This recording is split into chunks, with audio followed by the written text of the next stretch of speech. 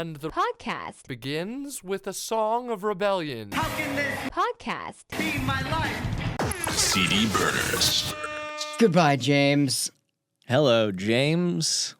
Oh, Did you see the text I sent you? no, I was on Do Not Disturb when we do Bro, this. I'm on, Before we start, I mean, we can talk about it. We can keep it in. this in. Keep it in.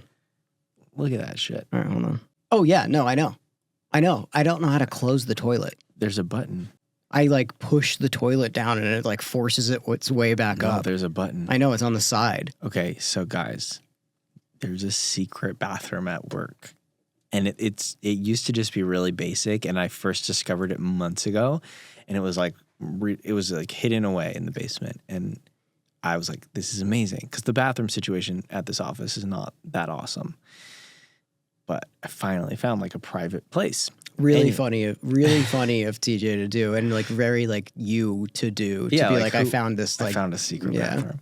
So I found it, and then a couple weeks after that, it went under construction. Like they were redoing this whole place, and I just went in there for the first time since they completed construction, and it is like the nicest bathroom in the entire world. It's beautiful. It's so fucking nice, and they have a bidet. Do they have a There's bidet? a bidet.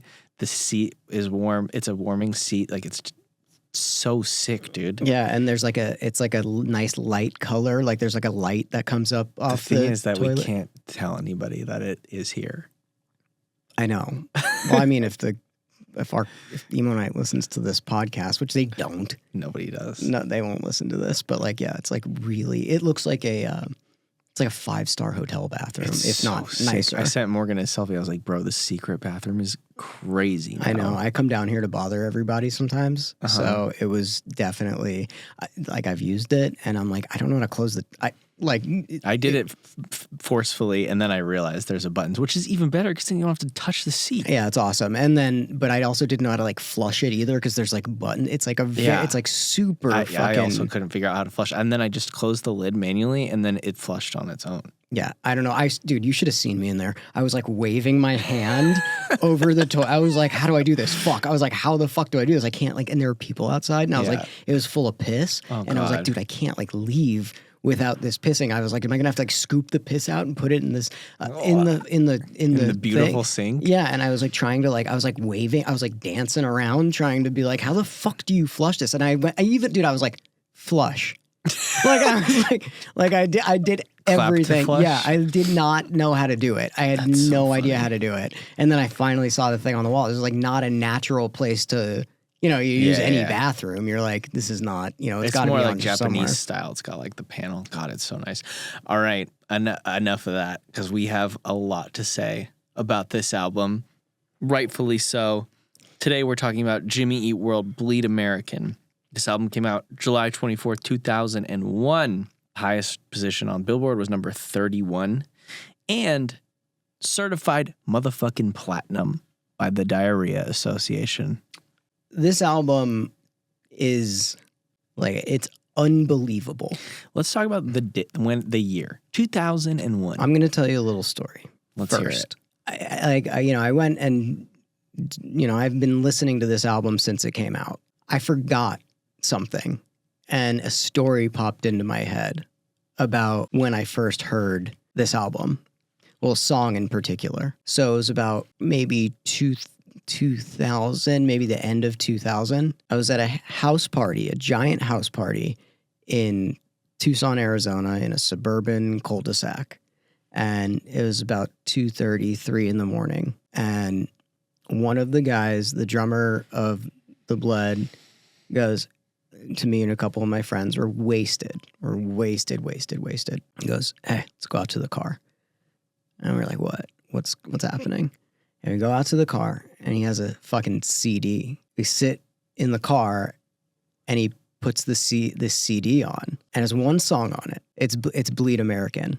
It was the first, I'd know Jimmy Eat World at this point, like Clarity and Static Prevails are some of my favorite albums. Clarity's my favorite album of all time. I remember sitting in the back seat of like whatever, like some shitty Toyota Camry or whatever the fuck car it was, like with my friends and beers and with like the older cool kids. And I think Mike probably like got this from Mark Trombino because the Bled recorded with Mark Trombino, and it had not, it was another maybe like 6 months before it was released.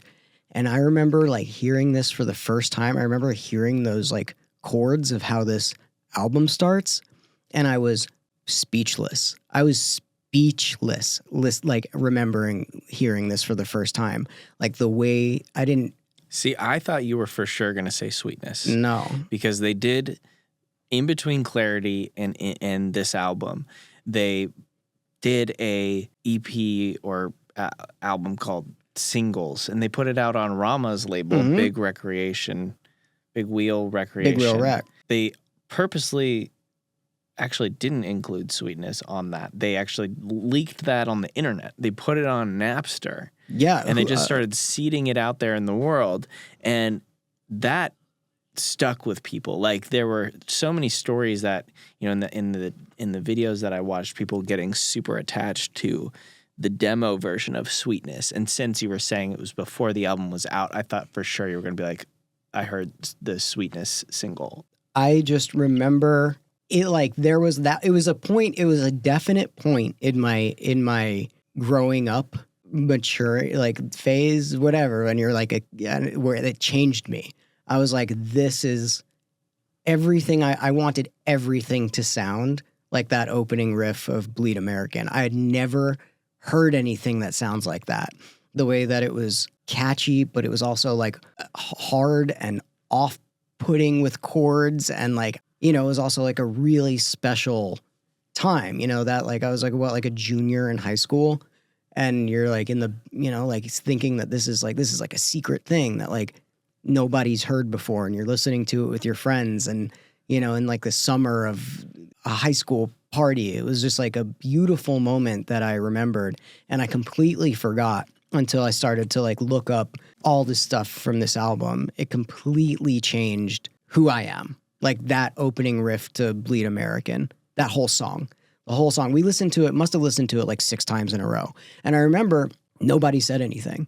Like, I think everybody was just so blown away at this, because it's not what Clarity sounds like.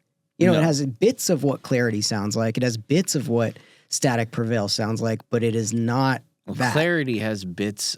Clarity has songs, I think, that could be on Bleed American, but Bleed American doesn't have any songs that could be on Clarity, if that makes sense. Yeah, I would say that that's true. But the thing is, it like sounds like Jimmy Eat World. Like it sounded like this is where they were like, we found our sound. Right, and this is their 4th album. So they were fresh off of putting out Clarity on Capitol Records, and it was a flopita. Which is crazy. But I guess it makes, it makes sense. They just weren't working it. I guess to back it up even further, there was a whole sort of slew of major, like after Nirvana, major labels were like, okay, grunge is over, emo is next. And that's when they went out and they've signed bands like Lifetime and Mineral. And Jimmy was sort of part of that initial like, shit, Kurt's dead, grunge is over, let's grab the next thing. And then the label didn't really do anything for Clarity. It just kind of like fizzled out. They sold 50,000 copies and then they were dropped.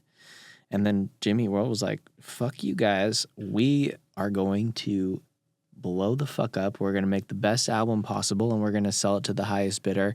They never doubted what was happening because they were actually out there on the road touring and building the fan base. Capitol was doing fucking nothing. So they saw it. They saw that they had momentum and they were going back into the studio. They started making this album with Mark Trombino. And Mark Trombino believed in it so much that he did it for free. Yeah, he believed that like he would get the he was like, I'll get paid back. You guys will get a record deal. I believe in this project enough to the point where I will work for free right now. And he was right. And they started drumming up all this attention. Like they would invite people over to the studio. All these labels were coming by literally like every day when they were making the album and they were playing them songs. Yeah, which is like such a cool thing to be like, they're like, people are knocking down doors to be like, we'll do this now. No, we'll take this now, because they, I think that that being said, is like I think the A&Rs and the labels felt the same way that I did when I heard that song. Yeah, of like they were course. just like This is life-changing. Yeah, we all felt the same. And you know, it was really awesome of Mark Trombino. You know, he was acted, you know, way more than a producer to be like, I think you guys should put out some of these albums on like or songs on Napster. Like I believe in this so much. You know, like he did a lot of stuff for this album. He did a lot of really amazing shit that we'll talk about. But he reworked the middle. Wasn't supposed to be on the album. Yeah. And he reworked it. And you know, just a thing about that I heard was that like the middle is for Jimmy Eat World. With listening to their first 3 albums, it's a simple song. Well, why don't we come back to the All middle? right, let's come go back in to like the order of the singles. Because I have a really like All right, so they're in the studio. They're getting all this label interest. Drive Through, they wanted to talk to Drive Through, but Drive Through was like under MCA, and then they came down and they were like, yeah, if this comes out, it's coming out on MCA because this is like a massive pop record. Like this is bigger than Drive Through. And then there were all these other labels. Capitol even came back into the picture, and they were like, we should sign you back to Capitol. Were they like, fuck and they're like, bruh. Yeah, we'll entertain it if you give us all of our masters back and zero out our balance and give us like a 7-figure deal. Sick. And they were like, well, we can't do that. Baller move. Yeah. Baller move by Super sick. Baller move. They ended up signing with Dreamworks, which is interesting because you think of Dreamworks and it's like just a movie studio. Yeah, I never really thought of Dreamworks as like a... But Dreamworks had hits. Yeah, I never thought of it. Hits out the fucking ass. They had Last Resort. They had Alien Ant Farm, Smooth Criminal. Which, by the way, like way better than the original. It's few and far between, but that Alien... Do you mind Annie Walters, the first girlfriend I talk about here all the time? Yeah. She wanted to be a singer, you know what I mean? And that was like the first song as a band she like we recorded and played live. She covered Smooth Criminal? Yeah. Interesting. Dude, But yeah, they also had Hanging by a Moment. Remember that song? Yeah, of course. Huge. So they weren't looking for a hit. And I think that was also like appealing to Jimmy Eat World because they were like, oh, Dreamworks isn't putting pressure on us to have like one single, even though there's literally like 5 hit singles off this album. They're like, they're going to support us as a full band, and we get to keep touring and like growing our fan base. It seems like a good fit for us holistically. And they ended up doing a 7-figure deal with Dreamworks with like 4 music videos. What is that, $1 billion? I think it's $1 million plus. Was that $1 trillion? It's $1.5 trillion. They got a nice big deal from Dreamworks, and Dreamworks did a pretty good job on this album. So listen up, documentary studios, Netflix, Hulu, all of you. Here's a free idea for you motherfuckers, you stupid assholes that won't listen and will keep remaking stuff that doesn't matter. You guys will make fucking Madagascar 7. So this would be... Wait, is Madagascar Dreamworks? Doesn't matter. Like but I'm talking about like any fucking movie or show that comes out. They're like, we have to make, the Fresh Prince again. We have to do it again. Like nobody has any new good ideas, and they're like, let's put out a documentary about like some fucking like murder. We get it. All of that stuff happens. Here's an idea. This is the perfect documentary for you. It has everything you need for a success story in a band. It has everything you would want. It had a band who got dropped from a label, people that believed in it, that were behind them, Mark and Rama, and all of the fans. They continuously toured. They put it out. They put out stuff themselves. They kept pursuing as a band. You had people that literally, the band was literal musicians that loved everything, that played all of the stuff on the album. They didn't get famous for their looks. They didn't get famous for being like a fucking one-hit wonder. They got it from being actual band. I hate to break it to you, but there is a DVD. It's called Jimmy Eat World Believe in What You Want. Yeah, well, guess what? No, Documentary on the history of the band and the road to their breakout album. Who saw that? Bleed American. Yeah, who saw that? Nobody. I watched parts of it, actually. Here's another thing. Here's another thing that is awesome about them.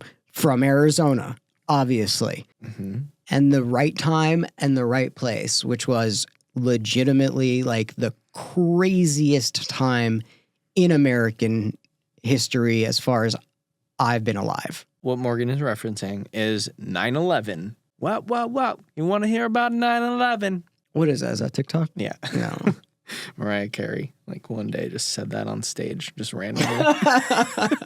Everybody's like, what a what? fucking nut, dude. Yeah. That lady's smoked out. Mariah Carey, 9/11. Mariah Carey randomly brings up 9/11 attacks during her show. Play. No. Well, you don't want to hear about 9/11. Was she the fucking judge on something which one was the judge that was just like constantly blacked out? There was one of those singers that was just like legitimately blacked out. Might have been Mariah. I don't know. But it was awesome. Like every clip I saw of her, she's like, "You're great singer." Like it's really, I was like, yeah, this chick fucking rocks. I don't know. But Is yeah, it Paula 9/11. Abdul? No, Paula's a health queen. 9/11 happened September 11th. This album had come out in July. There was a ban, like a radio ban, on a whole bunch of songs. Like Clear Channel? Was it Clear Channel? Yeah, it was like Clear Channel. They just thought like people would be triggered by certain songs, some of which were like chop suey. It was far reaching. They banned a whole bunch of songs, including a song titled Bleed American, even though they don't say it. Right. Like I get it. Like I get it. I don't agree with it, but like get it, I guess. Yeah. I don't like it. I mean, they moved quick. They were like, all right, we'll re-release the album as a self-titled Jimmy Eat World, and we're going to rename the song Salt, Sweat, Sugar. But at that point, they had already been promoting it at radio for 2 months, and they were kind of like, all right, let's move on. Gary Gersh was like, what should we do next? Who's Gary Gersh? My old boss. This is his old boss. Gary Gersh rocks. He's really cool. Yeah, he's great. And so is his son, who is in a great band. So Gary Gersh, my old boss, was picking the second single. He's trying to pick between Sweetness, If You Don't, and The Middle. And he was like, you know what? The Middle would be perfect for America right now. Let's go with The Middle because it's so positive and uplifting, and it's like everything's going to be all right. Like the country was going through a rough time, and Jimmy was there to say, everything is going to be all right. All right. Was that like Gary Gersh's like his personal like claim to fame? Because I remember you've told me a story where you're like that was he was like really bummed that he didn't choose a single one time. That wasn't Gary. That was their A&R at Dreamworks. It wasn't Gary. It was a different A&R at Dreamworks. But so the band had, pretty moderate success with the first two singles, Sweetness, Bleed American. And then they were on to The Middle, which was massive. They put out this amazing music video for it, which very well, I think some sure. of my friends were in it. It was like they're from Arizona, so it's like they cast a bunch of ASU hot people into this music video. Yeah, the sluttiest school. It's and the horniest like, school. They were just like, okay, you guys are all just gonna hang out and party in your underwear. ASU kids, easy. They got that. They do that on the regular. But the video is actually very literal, which I think is interesting because you don't see that in a lot of music videos. It's like this person shows up to a party fully clothed and everybody else is just in their underwear, and he's kind of like going against the grain. He's like, I am who I am. Yeah, I didn't know what the song was about. Like I didn't know what it was about until I read it. It was about some girl that didn't think she was like punk rock enough. Yeah, this 13-year-old girl wrote Jimmy an email, and she was like, "Hey, the punks at my school are fucking assholes. They don't think I'm cool, even though I listen to cool bands like you guys. Like, what the fuck is the deal?" And this was sort of Jimmy's response to her, like, "Hey, man, like, don't write yourself off yet. You're just in the middle." A really funny story about The Middle. I was in a band called Table for One. Mm-hmm. Right? And Table for Glasses? No. I was in a band called Table for One. Okay. So we had a song. We wrote a bunch of songs. Well, the singer wrote all of the songs. The guy wrote all of the songs. And was relying on this song in particular to be like, the hit song off of the album. This is the album that we went to drive through with. Okay. And I got it last night. I got the album last night, and I would like you to listen to this song and tell me what this reminds you of, because I...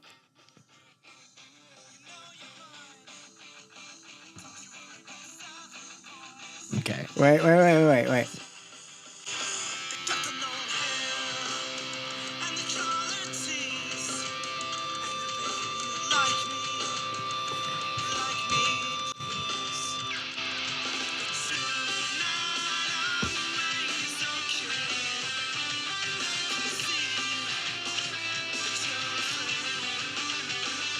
Because there's a part in here. Wait, hold on. I think there's like a part that's exactly the middle. Is it this part, right? Wait.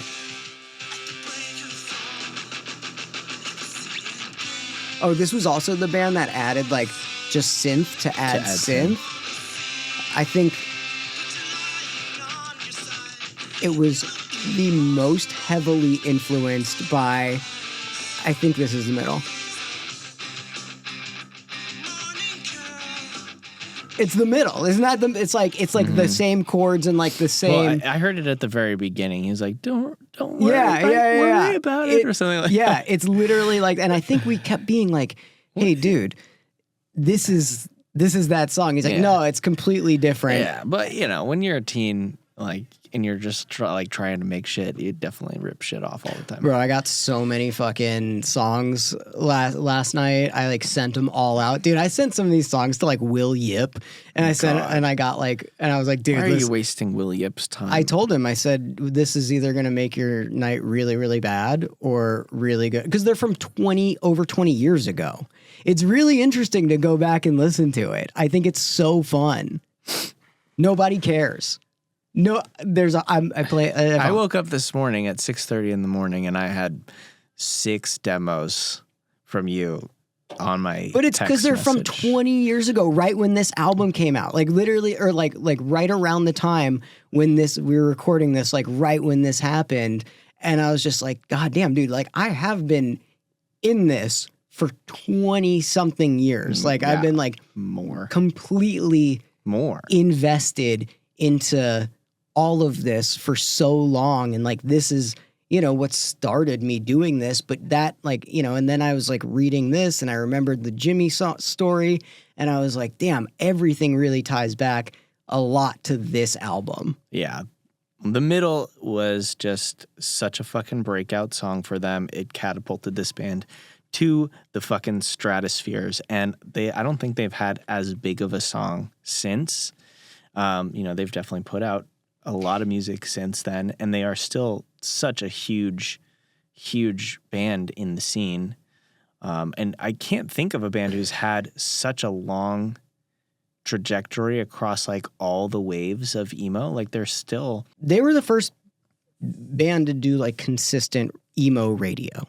Like they were the first, like what does that mean? So Jimmy Eat World became the first emo act to have significant success on radio and on the charts. Okay, but that began with this album.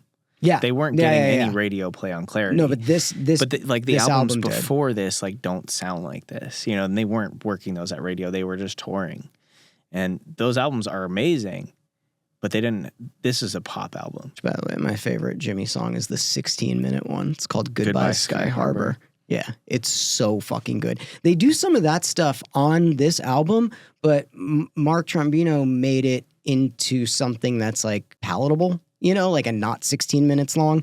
They did a lot of really cool shit on every single song on this album. I forgot who the cover's by, but Jim Adkins, like it's like some famous photographer, but he thinks he was like basically the pioneer of the color photograph. Huh. Yeah. Like it was like he's the pioneer of like color photographs. Why are CDs like literally the most annoying packaging in the world? Like you can't open it without breaking it somehow. The thing is, so like some of the things that like Trombino did on the album, like there's like Get It Faster. There's like an intro to that. I didn't know this. I didn't know this at all. Like there's like a minute of like drum fills that were programmed in PlayStation's MTV Music Generator game. What? Yeah, I went back and listened to it this morning. I had That's no idea. cool. It's awesome. There's so much cool shit Mark Trombino did on this album. He really is like such a fucking baller at producing. Did you hear the the version of the middle that Mark Trombino did? Yeah, where it's like 80s, It's like wild 80s synth. synth in Yeah, the it's like middle. 80s synth, and that's like what got. I guess they didn't really think much of the song, which is funny because it's like It's a the simple that song. catapulted them into the stratosphere. But when they were, putting together this group of songs for this album, like Jim thought it was like weak. Because, dude, if you listen to all their other stuff, it's like complicated. And even Yeah. though like it does have like a lot of pop elements, it's not this pop. It's too simple for Jimmy Eat World. Well, he said that was the first time that he realized, like, just because you don't put as much work into something doesn't mean that it's not good. He's like, a good song can come to you, whether it's like comes to you in 30 minutes or comes to you over like 5 days. It doesn't matter how much effort you put into it to make it good. Like sometimes it's just going to be good. Yeah, that's why it's hard to schedule like creative meetings, right? It's like sometimes a creative meeting comes to you or a creative thought comes to you when you would least expect it. Sometimes it takes a month to come up with something. And I think that when you work on something that's art and it doesn't necessarily take a lot of time, I think the artist is like, oh, this is not good because I didn't spend so much time on it.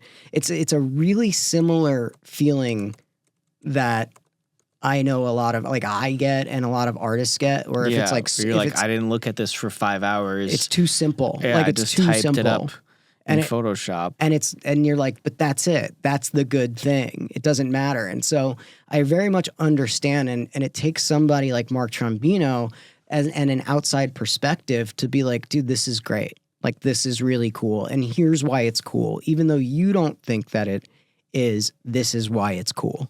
Did you know that Mike M loved this album so much that they tested out Mark Trombino to do 3 Cheers? No, I had no idea. They ultimately ended up going with Howard Benson. And I don't know if that was like, a label decision or what, but they loved this album. I mean, this, like we just talked about Under Oath. Under Oath used this album as the blueprint for Boy Brushed Red.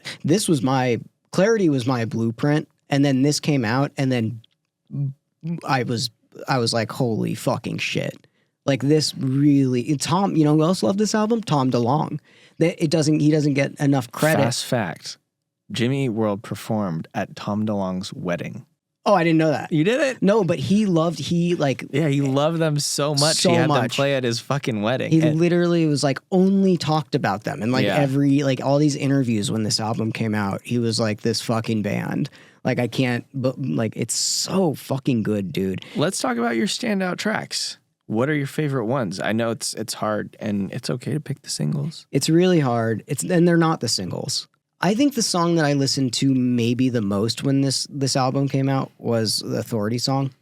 Like Interesting. Yeah, it's actually named after like a John Mellencamp song Yeah. called like Authority song. There are an incredible amount of pop culture and music references on this album. Like American music references. It like when you look at like the name of the title and like what all of the things that he says in this and the reasons why he does some guitar solos, even though they're corny, he knows it's like an ode to some of the music that he really, really loves.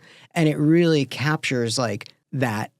It like really does feel like an American album. Well, it was after perfect you know for all about 9/11, it. you Yeah, know? it was, dude. I was like right time, right place, and I didn't know that was going to happen. No. It's just like it was a really, really, really perfect story and a really perfect album to put out at the time. To go back to the middle for just a second, like there was a quote where Jim was working on the chorus, and he was like, "What would the boss do?" in reference to Springsteen, and that is the feeling that you get when you're listening to this. Like it does feel very Americana. I do have a list of some of the references pop culture references. Also in the Authority song, they reference the Velvet Underground and the Jesus and Mary chain. TJMC, the DJ never has it. The another thing they do, like the cool. I guess my other standout track would be what was it? Praise Chorus? Is that the Praise one? Chorus? Yeah, that's the one that literally references all of the choruses. Yeah, it's with Davey from the Promise Ring and what is this in Captain Jazz? Yeah. Mm-hmm. Yeah, he's in and I love the Promise Ring. I love the Promise Ring, and he has like a lisp. It was a weird thing to put on, like when you listen to the Promise Ring, he's really lispy, but he references his own song. Yes. In that chorus. That song is like legitimately, it sounds like a happy song, and you listen to it and it's like that, knowing Davey and knowing the Promise Ring, like that song I can listen to and tear up a lot. That's a really beautiful song to me. Here's the list of all of the lines. Crimson and Clover is a song by Tommy James and the Shondells. Our House in the Middle of the Street references Our House by Madness. Why Did We Ever Meet is from The Promise Ring. Yeah. It's from Davey sings that line. And Don't Let's Start comes from Don't Let's Start by They Might Be Giants. Why Did We Ever Part is a reference to Why Did We Ever Meet by The Promise Ring. And then Kickstart My Rock and Roll Heart is a reference to Kickstart My Heart by Motley Crue. And it was not an album only about like relationships. And I think that, in the emo genre, a lot of the stuff was very heavily. Well, that's like music history. Yeah. They're like weaving in music history to a song about like cool choruses and just how much they love music. And usually I think it only translates to like musicians, I think. And they did something really special where it translated to everybody. I didn't know a lot of that stuff about this album before I like looked it up and read all of this shit. It just made it so much more impactful. Like this album was already like one of the most impactful albums of my lifetime, and it just made it that much more. It is really an incredible album. There's no bad songs. There's no bad parts. It's a perfect album. And guess what? When it came out, guess what Pitchfork did? Gave it a bad album or bad. Why? How? Dude, because this album's fucking awesome. This is a no skips, incredible pop album. This is the album that paved the way for Dashboard and for Taking Back Sunday, for fucking everything. Yeah, but they walked it back, dude. Pitchfork. They better have walked it back. Like, you can't, there's no way. That's bullshit. Yeah, of course. Well, everybody that is a music reviewer is an idiot and bullshit and shouldn't be a job. Sorry. You guys are fucking dumb. It's objective. So that's not a real job. You have a fake job.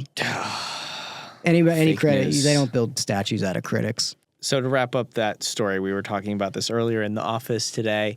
I've referenced it before on the podcast. I think that this I agree with this A&R, but he said they had, the success of 3 singles. They had Sweetness, Bleed American, and The Middle. Massive hit from The Middle. And then they're like, where do we go next? They actually ended up going with Praise Chorus, which not a knock on Praise Chorus, but the A&R, I'm sorry, I didn't write down his name, but he said, in hindsight, we should have gone with Hear You Me.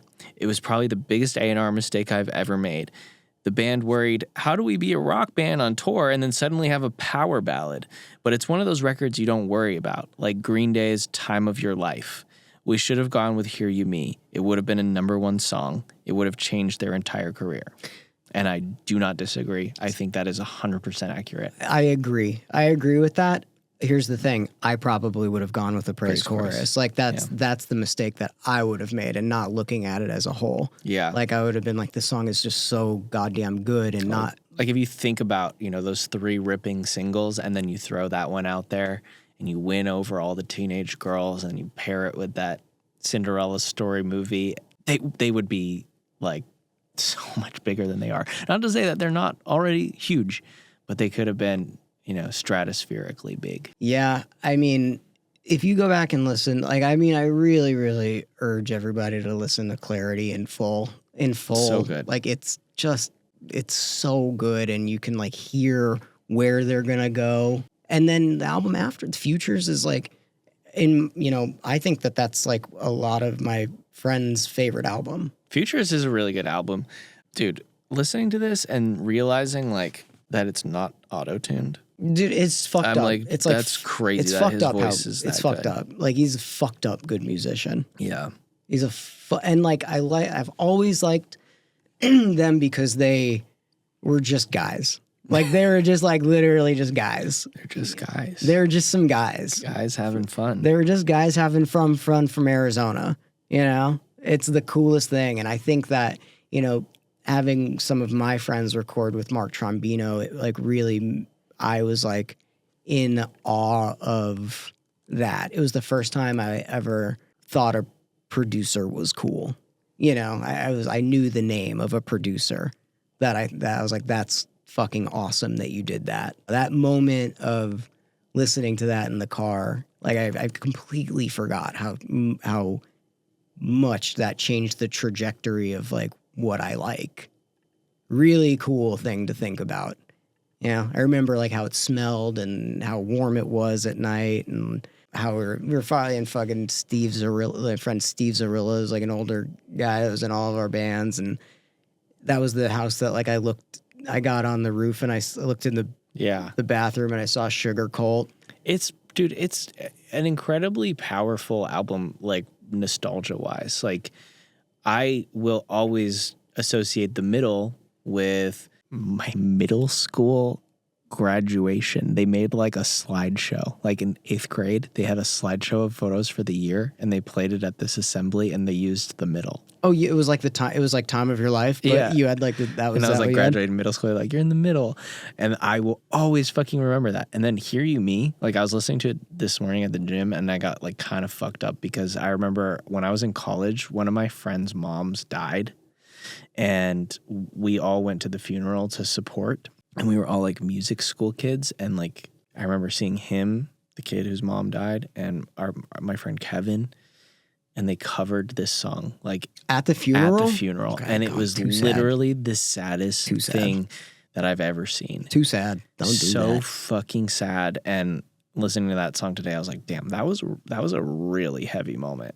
But like it's crazy how it has that power to just take you back to these such specific moments, and I think that is why this album is so good. That's how you know an album is good, like when you can feel specific moments, like it creates new memories for you almost. Every single song on this album does that for me. Like every single song on this album does something like that. That was just the most noticeable one that I forgot and like remember. Like I was like, I completely forgot it, and I felt like a fucking superstar because I heard it first. You know, and I just never hearing anything like that. And I never heard anything like Bleed American before this. I didn't think things could sound like that. I really just didn't think things could sound as awesome as this album.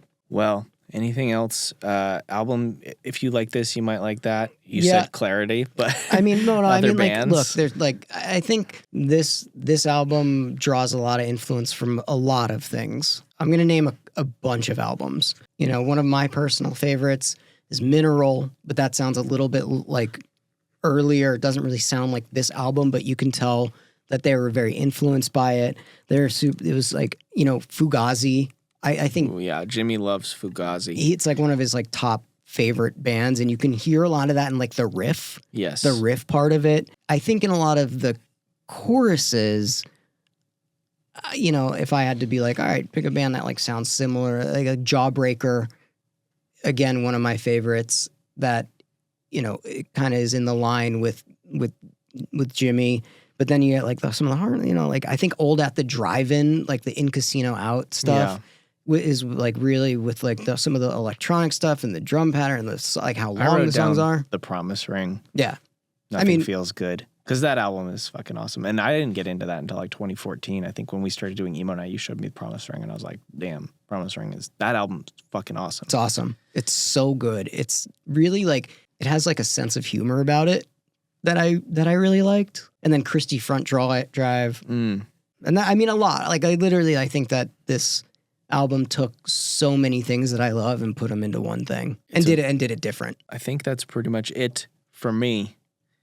You got anything else to add about James? I don't think so, man. It was really just like a motherfucker of an album. It's so fun to listen to. Like, it's so fun. No matter how many times you've listened to it, you can always put it on and it always hits. It might be like maybe the best album we're going to talk about. It's I could see that for sure. It might be I don't know if there's going to be another one that is like does all of it and is this good. So all right, motherfucks. All right, table for one. All right, table for glasses. I'm gonna should I put all the songs on? Should I have Cam give all these songs to Cam and have him put them out? No. Okay. All right. Stay tuned for our interview with Mark Trombino. Unless you guys want to listen to a bunch of table for one. Goodbye. Bye. All right, guys. Welcome to the podcast. Mark Trombino, producer, incredible donut maker, and just all around nice guy. We haven't seen Mark in like 10 years. It's been a minute. Mm-hmm. How are you? How are things going? Things are going okay. Still doing donuts. One of the we have one of the first pictures that like kind of became like legendary around our emo night like circle between TJ and Babs and I is when we first went to Donut Friend. It's like I don't know, one of the first like things that we did. We were like, oh my god! Like, I mean, at least for me meeting you is like, look, I'm gonna do my best to not like spaz out. You know, I have a lot of questions that I have for you. I've been an incredibly big fan of everything that you've done for my entire life. Not just the Jimmy Eat World stuff, but you know, you're a big reason why I got into this thing. So you're actually the first person that I ever knew what a producer was. I never really heard the term producer, and before friends in Tucson were really into you and all of the stuff that you've done. It was really strange. I'm gonna do some way back stories just to give you a little set it up. But good. I had a lot of friends for some reason, people from like Bosnia came over to Tucson during the war. There was a lot of Bosnians in Tucson, and they were humongous fans of bands like Rocket from the Crypt and 3 Mile Pilot. And they were the ones that got me into all of that stuff when I say I was like, you know, maybe 14, and it really like started me down that path. So I don't know how they knew about it or how they heard about it, but that was like their favorite stuff, man. So you had a humongous Bosnian following. Anyway, no idea. Like I said, you've like mixed and produced and drummed on so literally, you know, my favorite albums, including my favorite album of all time. And like I said, I wish I could talk to you forever about all of those, but this is about Jimmy Eat World, Bleed American. And so going into this, did you have an idea in your head about how you wanted the next Jimmy Eat World album to sound after Clarity, or did you have to hear the songs first to get a full picture of what a new record from them would sound like? I didn't go into it with any sort of preconceived ideas. It was just sort of an organic process where it almost felt like we kind of just rolled into it from after Clarity. You know, well, we didn't just roll into it, but that's kind of how it felt. Like they'd gotten dropped and we, but they had all these amazing songs and wanted to keep working and keep recording. So that's just kind of what we did. So it was a little bit cart before the horse. We just started recording before we had really had an idea of what the album was going to be. I mean, and I could be wrong, but like, is Jimmy Eat World the first band that you would say that you produced and wrote and recorded that leaned into like a very loose term, like I'm using this term incredibly loosely, like in the more of a pop sense? I don't think so, but I can't point to anything else that would counter, you know, what you're saying. I don't really know. I don't feel like it is, but I felt like that maybe was something that was like So I definitely didn't start there for sure. But I feel like there were things, other records that I'd done in between that was kind of starting to go there. You know, I did the Blink 182 record, which was way out of my ballpark at the time. And I think that maybe started kind of putting me in that trajectory a little bit. And even some of the rock stuff, you know, it had some of the choruses were, you know, as you know, I don't think that anybody would consider them pop, but like putting them together, I can hear some of the, you know, the more the more catchiness to it. Mm-hmm. So, you know, it just, I didn't know, because, you know, it came from doing like really, you know, hard stuff to what Clarity and what Bleed American turned into. And it's just, was that just like a natural progression for you, or was that something that you like were seeking out to do? It wasn't natural for me. And it never became natural for me. I was never a pop person. So it also wasn't something I was seeking out. That's just what came my way. And I enjoyed it, and I tried my best, but I don't know if I was really like the guy, the pop guy ever. I don't know, man. I think I disagree, but one of the you know, fast factoids that gets tossed around about you and this album a lot is, you know, that you were working for free for the first half of this, and I mean, obviously, like, you had a long-standing working relationship with the band prior to this album. You know, reading some of the stories, I read that like at a certain point, people were knocking down the doors of the studio every day saying, "Play me the new Jimmy record." And, you know, they got into a huge bidding war with 6 different labels, and A&Rs were just constantly in there. My question for you is, like, when did you realize that you had lightning in a bottle with this album? Because it's extremely, you know, special and influential and incredible.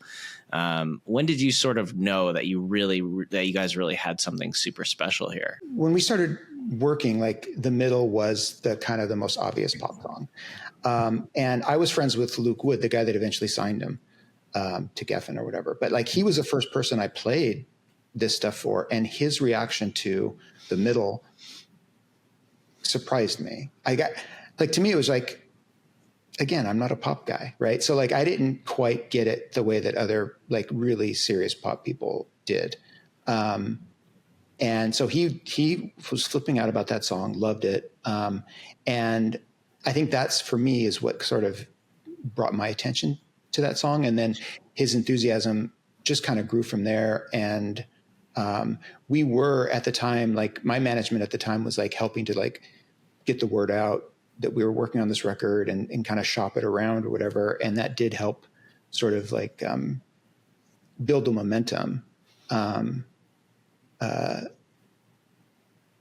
It just got people excited about it. And then, like, you know how it is, like, once a few people are excited, it's like everybody just kind of jumps on. This is, you know, we've done a lot of albums, and this album, I think, has probably been, like, I don't speak for myself, and TJ, I'm speaking for TJ. I think this has been our favorite to talk about, just because there are so many factors that went into its success. And, you know, it's like a really, like, an underdog story, you know. I know about you fronting like studio time and mixing the middle that made them like it, and putting songs online, and, you know, just it being the time and place in the world that needed it.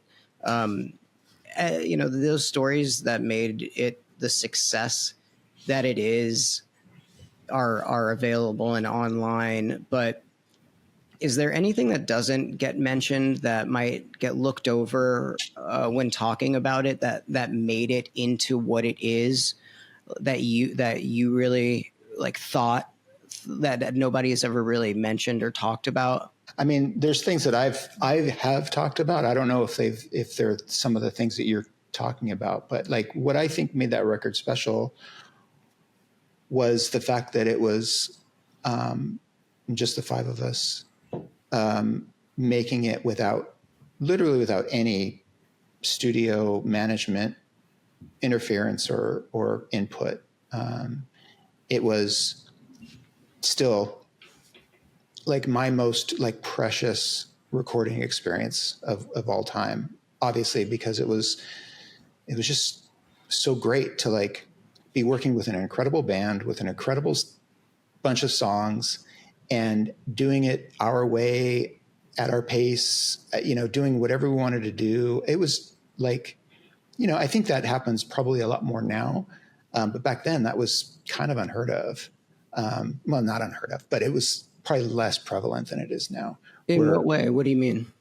Like, like basically making a record on your own terms.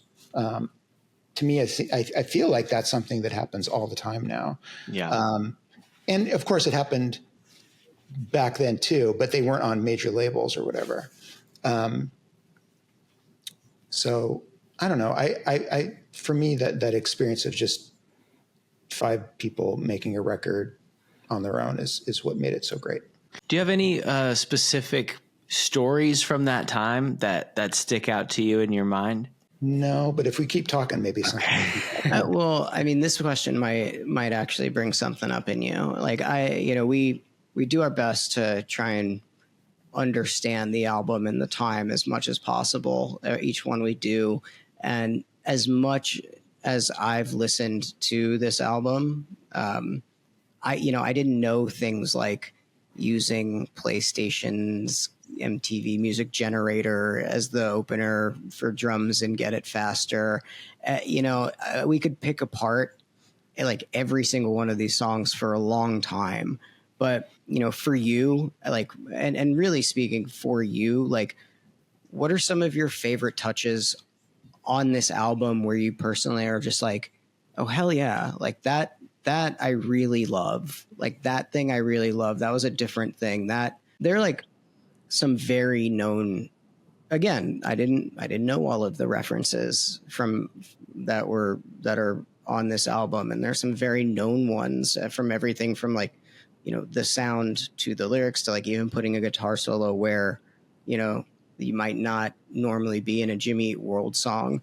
But are there any references on this album or inspirations to this album that like might be a little bit more subtle? I should have like done a little bit more. Like, dude, all you need to do is like one listen through, and you're like, how often do you listen to like re-listen to the stuff that you did? Like, when was the last time you threw on the Bleed American? I don't like, I wouldn't sit and listen to the whole thing like from start to finish, but like, working at Donor Friend, that stuff comes on all the time. So I'm constantly hearing stuff that I've done, which is cool and annoying too. I mean, yeah, dude, I can imagine. Do you feel like, this record holds up now when you hear it come on in the store, 20 plus years later? I think the songs are great. I can't hear it sonically the way that maybe other people do. Things about it like I would do differently or I wish it sounded different or something like that. But like, so when I hear it comes on, it's like hearing your own voice on a telephone or something. Yeah. What are some of the things that you might change about this album? That's a great question. Could be as specific as like, oh my God, that snare sounds like shit. That guitar is out of tune. Or it could be, something like broader. I think it's just, I think my maybe style evolved a little bit afterwards. Maybe, I don't know. There's nothing really in particular that I would change. I just think when it comes on at Donor Friend, it just sounds different than everything around it before and after it. I think maybe that's great and maybe I should be stoked, but like I hear it, I'm like, it's not as loud or it's not as, hi-fi sounding or it's not as slick or, stuff like that. I very much understand with like hearing it and comparing it to the things that are around it. But I think you kind of nailed it. Like that is the good thing about it. But since you made it and we're so, human and critical of ourselves, I like understand that thing. There's I tell this story because like I said, or like you said, that it's, listening, it's like kind of listening to the sound of your own voice. Like I never listen to these podcasts after we put them out. Like we put them out and we do it. So I don't know if you're going to listen to it, but I definitely wanted to tell you this story because it was, like a very pivotal moment I think it was like one of the moments of my life that I remember being like, I want to be in music. And it was maybe like six months or before the album came out. And we were at a house party in Tucson, and it was like 3 a.m. And Mike Petticone from The Bled had the Bleed American. He had that song on a CD. I don't know if you gave it to him or where he got it or what happened, how he got his hands on it.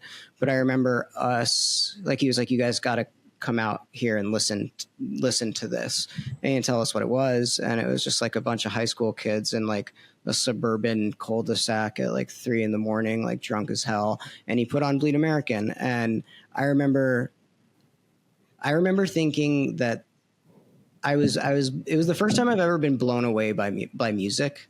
Like, it was the first time, and I didn't know who it was at first. I didn't know what it was listening to. I was very, very familiar with Clarity. It's my favorite album of all time, like number one, hands down, favorite album of all time. And so I was so used to how that sounded, and to hear the opening guitar riff to Bleed American in that setting made me like, I knew like something clicked and something changed in me. And I remember us just listening to that song for 4 times in a row, and then standing outside the car, in like a summer night in Tucson, Arizona. And that was like the real moment where I was like, oh man, I want to be in a band. Like, I just remember that guitar sounding so different than any other guitar I've heard ever. So that's awesome. I love hearing that. And I'm so jealous because, that's an experience like I'll never get. I'll never hear that record in that way that you got to hear it, that like first listen or whatever. To me, it was like our demos, and we, I don't know. Like, it's so cool to be able to like hear the completed thing without any preconceived ideas about what the song is. Yeah, I understand that, because like with our events and stuff, I try to imagine like, oh, if I just saw the flyer, if I just went to the show and like saw all this stuff, I would be like, this is fantastic, and I wouldn't have any idea like what goes into to everything behind the scenes. Yeah. Taking it back to something that you said earlier, just like you said your style evolved with projects that you worked on after this album. How do you think Bleed American influenced your style on everything that you worked on after this? It wasn't just Bleed American, but Clarity too. I learned so much from Jim. Like, I probably got more out of working with Jim than he got out of working with me. I learned, and I can't, you're going to ask what types of things, and I'm not going to be able to tell you, but like, I just was in awe of that guy. And he was so prolific and so like creative and talented, and that like, I definitely left and repeated some of the things that I saw him do on other records that I did. I can't tell you what, I don't know what, but I know that like I left Bleed American and, like with like a little bit more tricks in my bag, Are there any moments on this album that you can recall really pushing for or fighting for? Were you guys, like you said, just like 5 dudes in a room all on the same page? Yeah, pretty much. I can't recall any sort of like, I'm sure there had to have been disagreements. We had to have like butted heads on something. I can't recall anything. Looking back, like, I mean, were you, because it came out at like at a time when, it was just came out at a time when everybody needed it. Do you remember like hearing that on the radio for the first time? And have you ever like sat back? Would you ever like, was there ever a moment where you're like, oh my God, I'm a small part of this? Yeah. Like hearing them on the radio. Like I'd never, I guess Blink was on the radio. I don't know, but like that was all new to me. And like hearing that and seeing them on MTV or whatever the fuck, like that was just like mind blowing for me. Like I'd never been a part of something like that before. So it was fucking thrilling and awesome. Yeah. I mean, look, it's Yeah, I think that I'll really doing this album. TJ and I were like pretty giddy going into this. Some of the albums that we go over we're like, what the fuck are we going to talk about? You know, like what are we like? How are we going to do this and sway it in a way that like, you know, because dude, the truth is like we don't like everything that we listen to. And like, But we're not a review show. We're just doing like deep dives on these albums. So Yeah. sometimes it's hard to not bring that like opinion in and just like come in and objectively look at an album. But this one was easy and fun. It's like easy to talk about something that is so fucking rad.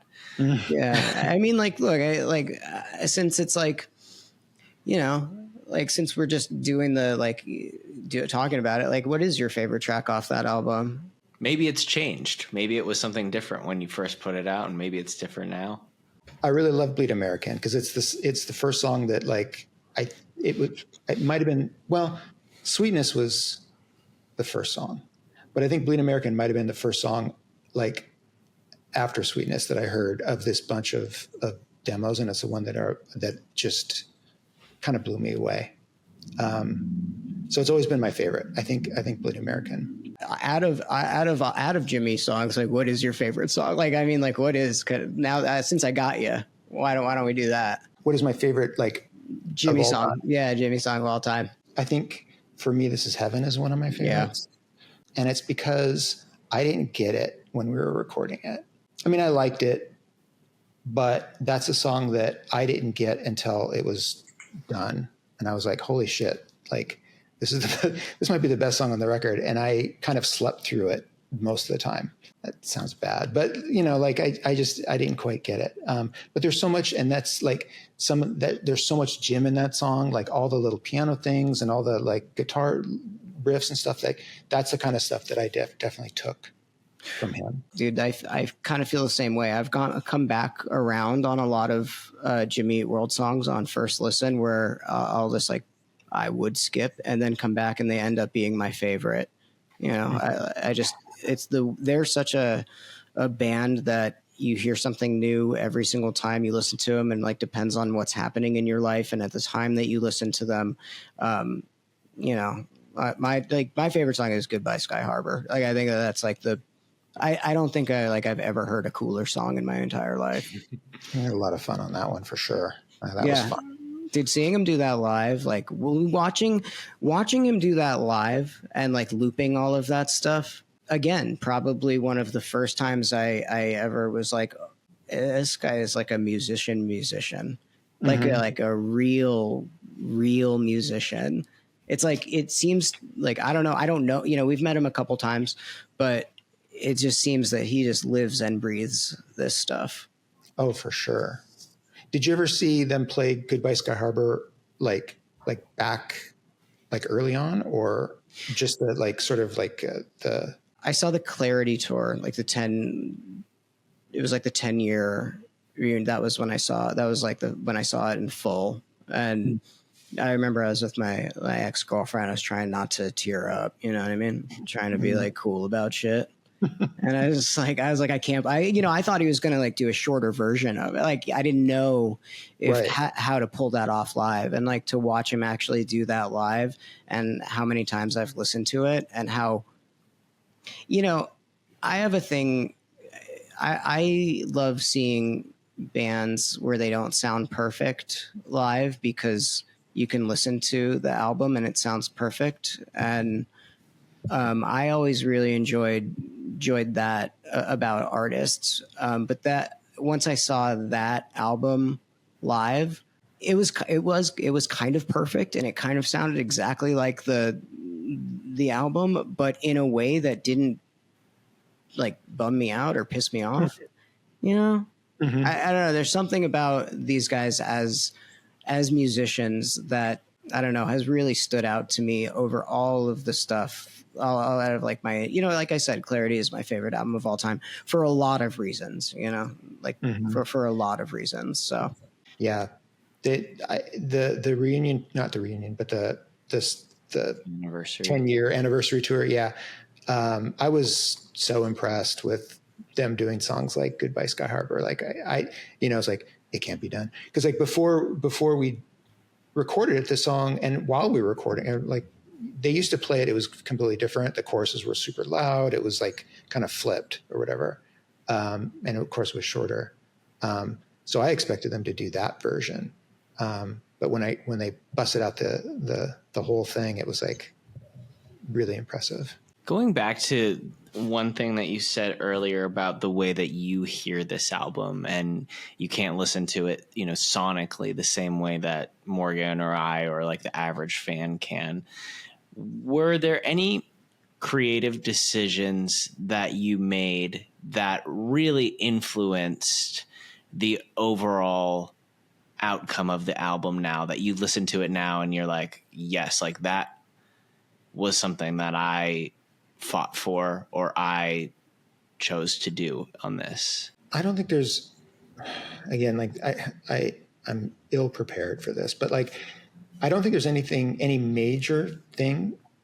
There's lots of little things that I contributed that I think are important, but maybe go unnoticed, like little sounds that are in there or little rhythmic bits that are in there that I'm proud of when I hear, the whole Goodbye Sky Harbor thing too. Like that whole ending, like was I'm very proud of that.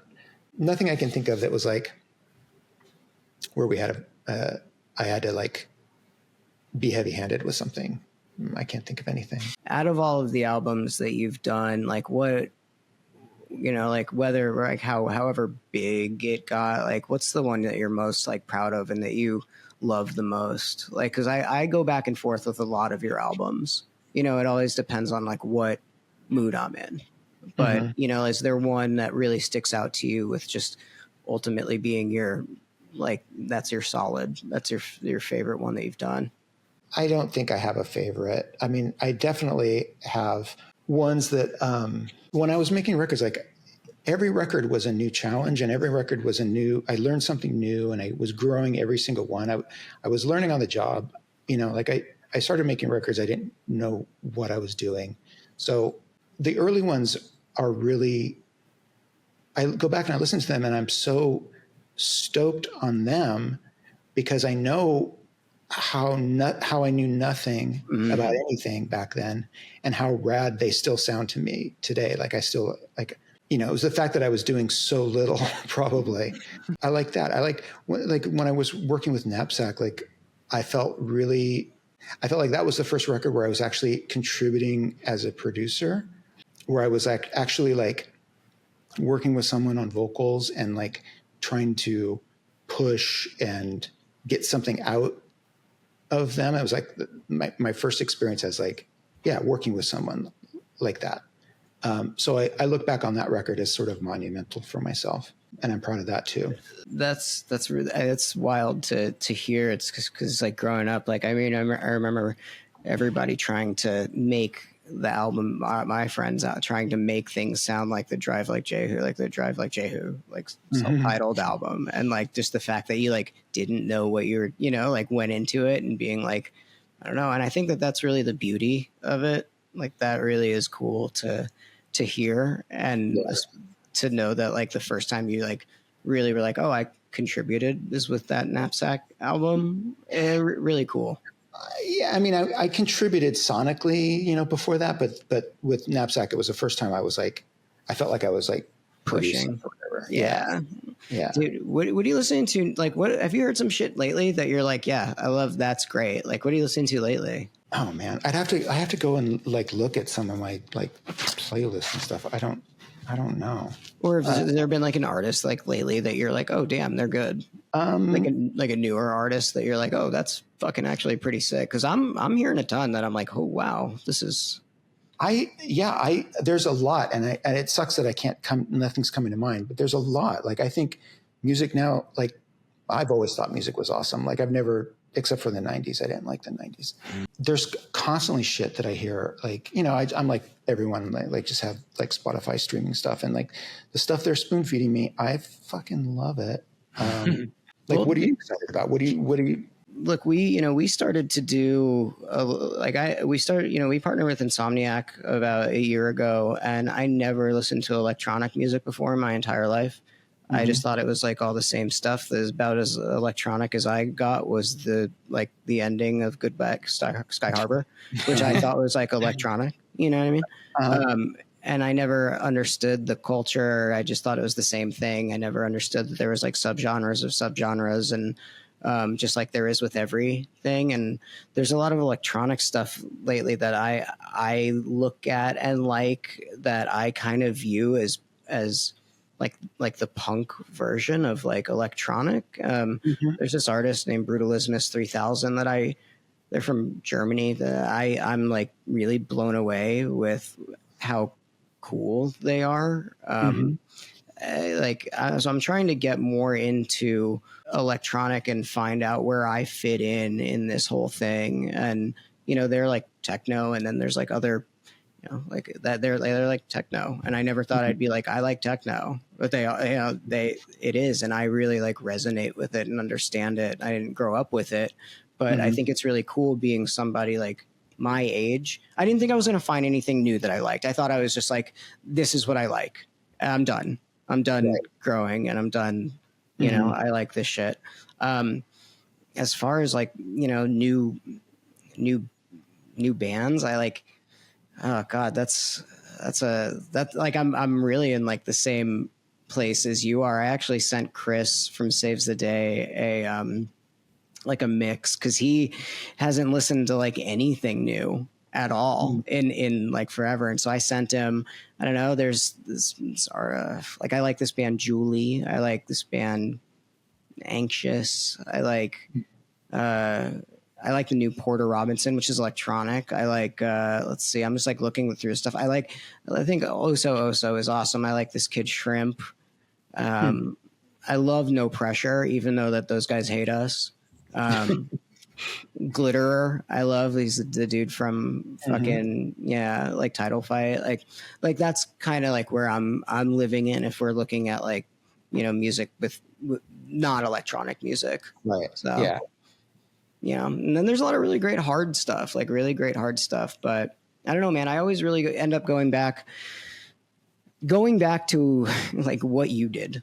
Like I really always end up going back to like what you did, as some way, shape, or form. So it's been, I don't know, I guess like in closing, like your influence that you've had in my life has been like astronomical.